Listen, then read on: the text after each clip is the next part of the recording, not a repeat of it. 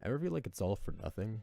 Not to be cynical, but ever since I started my undergrad, I felt like every seemingly novel concept that I've come up with has been done already. I feel like I missed some sort of age where everything was discovered, and now I'm just sitting here feeling like I'm never going to amount to something like that. Feeling like I'm never going to contribute anything to the world, and then I'm going to die a failure. However, sometimes you see a debate over something so seemingly fundamental that it gives you a bit of solace, knowing that sometimes even the experts have no idea what the hell is going on. And so we have the long debated issue over gliotransmission. Now, before I get into that, I'm going to assume that my audience has some sort of neuroscientific background in order to understand the terminology I'm going to be using. However, if you don't, here is an extremely brief and very, very general crash course. The central nervous system consists of the brain and the spinal cord. It is made up primarily of two cells, the neural cell or neuron and the glial cell, such as the astrocyte, the microglia, and the oligodendrocyte. These are all very important cells for their own reasons, but we're going to be focusing on the astrocyte. This is an illustration of the area where two neurons meet, called the synaptic cleft, surrounded by part of the astrocyte called the end feet. Little bubbles, called vesicles, are filled with chemicals called neurotransmitters, such as serotonin, dopamine, GABA, and glutamate. These fuse with the neuron cell wall and escape into the cleft. The free-floating neurotransmitters can then do a variety of things, including binding to receptors on the postsynaptic neuron, being re-uptaken by receptors on the presynaptic neuron, or, in the case of some neurotransmitters, be taken up by the astrocyte end feet. The absorption of the neurotransmitter glutamate into the astrocyte is where we begin our story.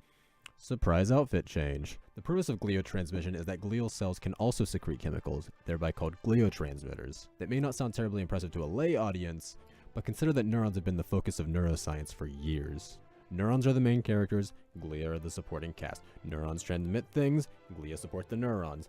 Glia are in the passenger seat, neurons are driving. Hell, even the word neurotransmitters comes from the fact that neurons transmit them. The idea that glial cells can do the same thing turns our entire idea of neurotransmission on its head. Suddenly, these supporting cells have become part of the main cast, but this wouldn't exactly be much of a debate if there weren't contractors. In order to flesh out the debate, we should go all the way back to the beginning.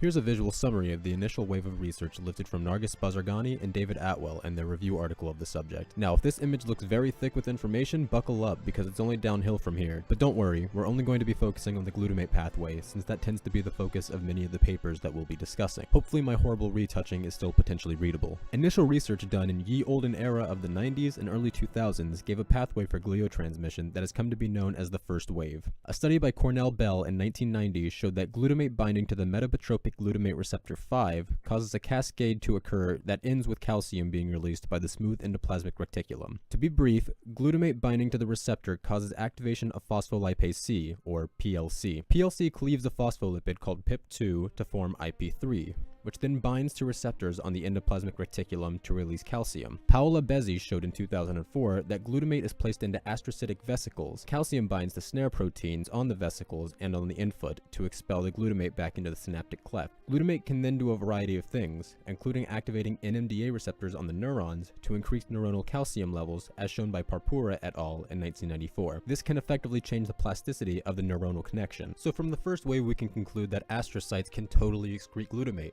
Go home, everyone, we're done here. Well, except for the fact that most of these studies were done in vitro. Here's where a bit more of the terminology comes in. When something is done in vitro, literally meaning in glass, it's done on a cell culture, maybe within a test tube or a petri dish, done in an artificial environment outside of a living being. Normally things are tested in vitro before it's done inside of a living being. That's the next step, which is called in vivo, literally meaning inside life. There's also in situ, which is sort of an intermediate between the two, where the organism is dead, but the cell environment is still alive, so maybe keeping the brain preserved with all the cells functioning, but outside of the organism. Once gliotransmission started being studied in vivo, however, there came a second wave of disproving research. Once again, here's another illustration of the wave from the Bazargani and Attwell article. There's a little bit more to this one, but I'll be walking through everything that relates to our glutamate pathway. Remember that mGlu-R5 receptor? Yeah, well, Cahoy et al. Show that they're not terribly prevalent in adult astrocytes, so it's unlikely that that particular receptor has much real involvement with gliotransmission. Even when the PLC IP3 pathway is signaled, there is still some discrepancy. Agulon et al. Did an experiment in in vivo with 2 breeds of mice, one that didn't have IP3 receptors on the endoplasmic reticulum, and another that had expressed the MRGA1 gene, creating an additional receptor on the astrocyte wall that caused a calcium signaling cascade. The former caused a lack of calcium influx, and the latter an abundance of calcium influx. Neither group showed any sign of altered neuronal activity, however. A similar experiment by Fiacco et al. Placed a special receptor only on astrocytes that could only be activated by an artificial ligand. This receptor is known as a designer receptor exclusively activated by designer drugs, or DREAD, which is probably the closest neuroscience can get to sounding badass. Anyways, they activated the receptor with a ligand, stimulating calcium to be released solely from the astrocyte, and lo and behold, it achieved nothing at all. Lee et al. Performed a study looking for the vesicular glutamate transporter protein, or vGlut, with astrocyte markers, and could not find any within the astrocyte. This protein is contained within vesicles, so its absence implies that glutamate cannot be released through vesicular means. Pascual et al. Initially argued that creating a dominant negative snare in astrocytes altered plasticity, but afterwards Fujita et al. Pointed out that the transgene used was also present in neurons, meaning that using a dominant negative snare was not a valid argument.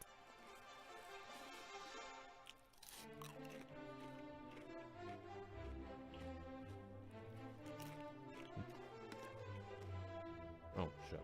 This wave seemed to refute almost everything from the first wave, so once again it seems like we're finished. But again, that is not the case. Some of the information was refuted, like the lack of mGluR5 receptors on adult astrocytes, but some of the information just muddied the water. We have one study that says that vGlut is present, and another one says that it isn't present. We have one study saying that a dominant negative snare causes different plasticity due to a lack of astrocyte exocytosis, and another one arguing, well, neurons are also involved in that process. It's hard to say which is right for either of these, and research is still ongoing. We're currently writing the third wave, where there have been counter arguments done for the pro-gliotransmission side. Alright, you know the drill. At this point you've probably realized that the numbers are somewhat arbitrary, since I'm not exactly following the original flow, but I'll try to keep some semblance of order. This figure isn't wonderfully drawn in the first place because of their use of the same template for all 3 of the waves. And even with my rudimentary narrowing of things, it's still somewhat confusing. Let me say this first. The endoplasmic reticulum is located within the soma of the cell. The cascade that causes calcium to be released happens here as well. Shigetomi et al. Pointed out in their study that calcium concentrations aren't evenly distributed throughout the cell. The calcium at the processes, where gliotransmission is supposedly taking place, is different than the calcium in the center of the cell. Shigetomi et al. Also showed that calcium can enter the processes spontaneously through TRPA1 channel. In fact, about 40% of the calcium in the processes don't come from the glutamate signaling cascade, but rather from the extracellular environment. Srinivasan et al. Actually recreated the agulon knockout of the IP3 receptors, but monitored the calcium at the processes. It turns out that there is little effect on calcium concentrations at the processes when the IP3 receptors are knocked out. Haustein et al. Showed that receptors other than mGluR5, namely mGluR2 and 3, are capable of triggering a cascade that results in increased calcium. Finally, amidst the debate over vesicular glutamate release, Takano et al. Showed that glutamate can also exit the cell via ion channel, such as the bestrophin-1 channel, entirely circumventing vesicular release. Now, research is ongoing, but that's about where we're at with the debate.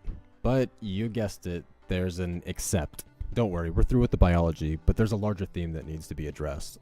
You probably picked up on a pattern here. There's a pro-gliotransmission camp and an anti-gliotransmission camp. Unfortunately, we don't live in a utopian world where all scientists are free of partisanship. Throughout the illustrations, I've been keeping the author titles abbreviated, but there are several key players behind the scenes in this debate, including Ken McCarthy and Todd Fiacco on the anti side. One or both of them tend to show up in the author credits of many anti-gliotransmission articles. They even co-authored one half of a dual perspective article set in the Journal of Neuroscience not even a year ago. There's nothing inherently wrong with this, they're both obviously interested in researching the topic, but when it comes to something so long and heatedly debated, it's impossible to ignore the possible biases that impassioned researchers may have. An us versus them mentality exists even in higher academia, and this debate definitely has the burden of becoming competitive. So, does gliotransmission happen? Well, yeah, I feel it's pretty safe to say it can happen under the right conditions, but it's debatable whether it actually happens naturally, and in all honesty, does it really matter? I know I stated earlier that this entire debate could become a benchmark moment in the history of the field, but we have decently conclusive results for the possibility of it occurring. Rather than bickering over whether nature intended for it to happen, we should be focusing on the implication that it's given us. Our understanding of brain function has always been neuron, neuron, one transmits to the other, a lot of complicated things in between, but that's the general premise. So adding a third transmitted component, whether naturally or artificially, entirely changes the game. Endless possibilities are opened up. I focused on glutamate for this video, but it's not the only thing that astrocytes can secrete. For example, GABA, a glutamate derivative, can also be secreted. GABAergic drugs are used for their anti-anxiety and anticonvulsive properties. GABA, however, is notoriously bad at crossing the blood-brain barrier. If, however, we could get astrocytes to selectively increase GABA secretions, then problem solved. I'm sure research is being done in the medical aspect of this, and I don't want to discredit the research that's been done in this field, but devoting the collective brain power to natural versus artificial, in vivo versus in vitro, just seems sort of silly. Hopefully the damning study comes out soon that lays the entire debate to rest, so that we can further explore this new dynamic of neuronal and glial function.